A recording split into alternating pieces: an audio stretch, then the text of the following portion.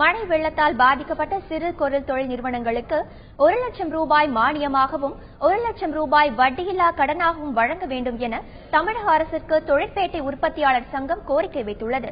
சென்னை கிண்டியில் தொழிற்பேட்டை உற்பத்தியாளர் சங்கம் சார்பில் செய்தியாளர்கள் சந்திப்பு நடைபெற்றது. அப்போது மழை வெள்ளத்தால் 20,000 சிறு குறு தொழில் நிறுவனங்கள் பாதிக்கப்பட்டுள்ளதாக தெரிவிக்கப்பட்டது. வெள்ளத்தால் 14,500 கோடி ரூபாய் இழப்பு ஏற்பட்டுள்ளதாகவும் கிண்டி, ஈக்காடு தாங்கல், அம்பத்தூர், திருமுடிவாக்கம் ஆகிய தொழிற்பேட்டையில் 2,000 நிறுவனங்கள் பாதிக்கப்பட்டுள்ளது குறிப்பிட்டுள்ளது.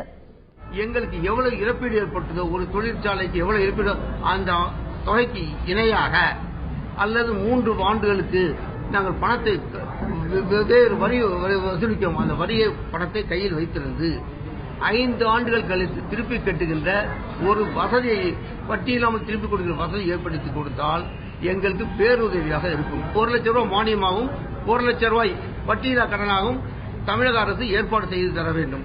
அதற்கு மைய அரசிலிருந்து பணத்தை கேட்டு வாங்கி இவர்கள் கொடுத்தால் எங்களுக்கு வசதியாக இருக்கும்.